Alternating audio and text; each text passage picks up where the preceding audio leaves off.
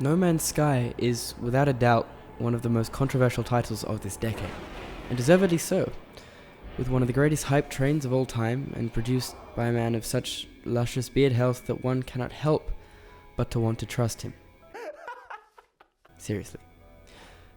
Despite this, with a plethora of broken promises, murky descriptions of features to be included, and a consumer backlash that has been almost unheard of in past times, players have been seen to be dropping off like flies, now sitting significantly below older titles such as Borderlands 2 and Left 4 Dead 2. Most notable during the shitstorm that was the game's release was the lead developer's complete radio silence following these two tweets, despite a stark lack of multiplayer capabilities.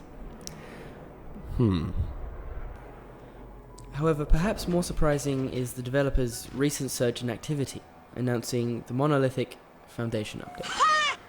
This update brings players several new features, including creative mode with unlimited resources, survival mode for a more challenging experience, in inverted commas, a fairly easy to use base building system for all modes, NPCs you can hire to work in your base, purchasable and modifiable freighters, teleporters for quick travel, tweaks to the UI and procedural generation, inventory stacking, a few new graphic settings, and a way to leave messages for other players to find, which I guess is what we call multiplayer nowadays.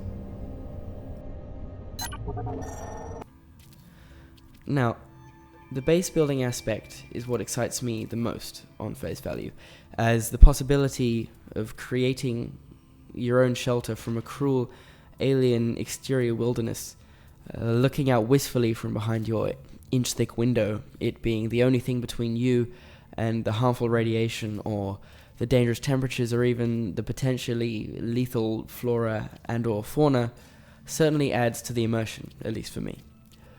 The building system itself is well implemented and easy to use and surprisingly pretty. Currently, the materials and rooms are limited, giving the feel of a bare-bones model of Halo's Forge, but it is rewarding nonetheless. Furthermore, such a significant addition to the way that the game plays gives me hope that perhaps through further updates, additional positive, significant changes can be made to the game to be enjoyed by all of us for free.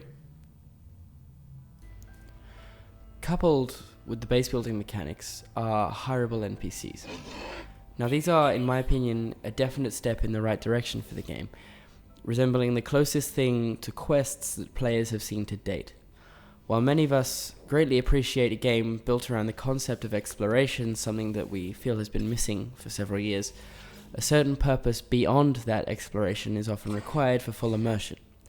I have spent many hours exploring the darkness that is my basement when I can't find the light switch, but it is the eventual discovery of the switch that proves to be rewarding. This is particularly true in a game where the planets bear little distinction between each other beyond aesthetic changes in color palette and terrain generation. So, when I was told by my weapons expert, hired to work at my weapons workbench in my home base seen here, that I was to seek out an alien illegally mining on my home planet and to apprehend him and scan his mining laser to further improve my own technology, I was excited.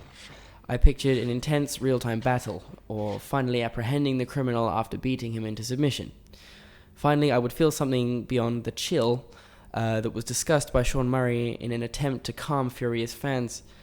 However, I was instead met by a distinctly disappointing, static, unavoidable conversation where the alien immediately handed over the schematic in return for forgiveness.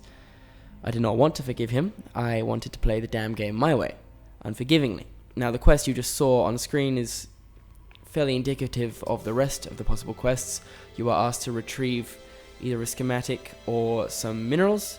You do so by mining or finding a terminal on the planet. You interact with it either with the right trigger or the X button if you're playing on the Xbox, and you are done. You bring it back to the guy, have a conversation, and that is the extent of 90% of all quests. Occasionally you find an interesting one. I believe you're about to see one here, where you go to shoot down a drone or something, similarly interesting, but they are rare. And this begins to be the problem that I see with the update. This, I feel, is an excellent example of the problem that lies at the heart of the Foundation update. The update, while enormous and impressive and great in its own right, is still an update for the fundamentally boring base that was the initial release of No Man's Sky. As a result, I frequently find myself becoming briefly excited for a new feature before realizing that the majority are simply methods to delay the inevitable return to the endless grind towards the center of the galaxy.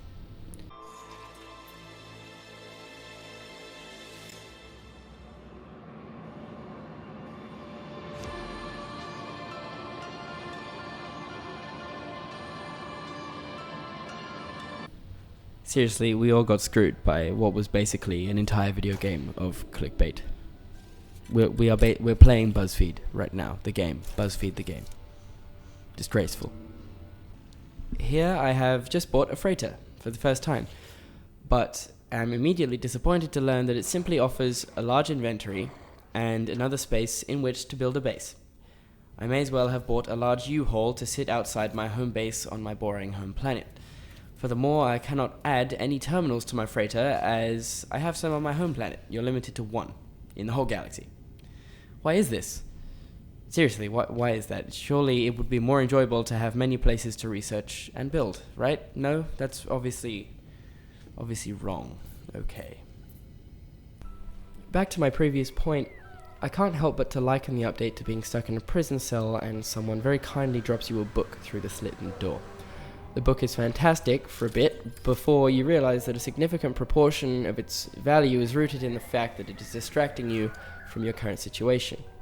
These added features feel fresh and exciting for the most part, but I can't help but feel that they excite me mostly because they delay my inevitable return to the emptiness that is the galaxy of No Man's Sky. It is for this reason that I am skeptical when it comes to the value of future updates to No Man's Sky. Unless they are able to modify the style of play so drastically that we are finally able to interact with others in the universe beyond the means of a static conversation, I am apprehensive of the potential for further improvement.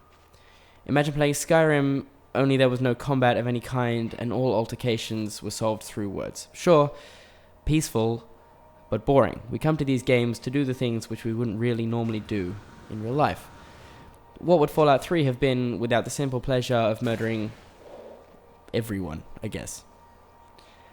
And so it is with a heavy heart that I resign myself to the conclusion that while massive, the Foundation update does little to change the core mechanic of the game. Dull exploration. Also, just for real, that actually really scared me when that when that thing ran at me. I wasn't recording audio, but it really scared me. So in conclusion, is No Man's Sky good? No. But was the update good? Yes, very good. Very good, especially when compared to the original game. And so I'm very grateful that, this was a free update. There have been, many hours in this. But it's mixed feelings because at the same time, these things really should have been in the game in the first place, and there are still things missing. So is No Man's Sky good? No. Should you buy it? Maybe not. But if they continue to update like this, I feel as though there is the possibility that this game would be worth it in a sale. That's all I'm saying. But I really enjoyed making this video. This is a different kind of video to the ones that I normally make. So please let me know if you enjoyed it. And without further ado, I have been Jedi Jim Jam, and I'll see you in the next one.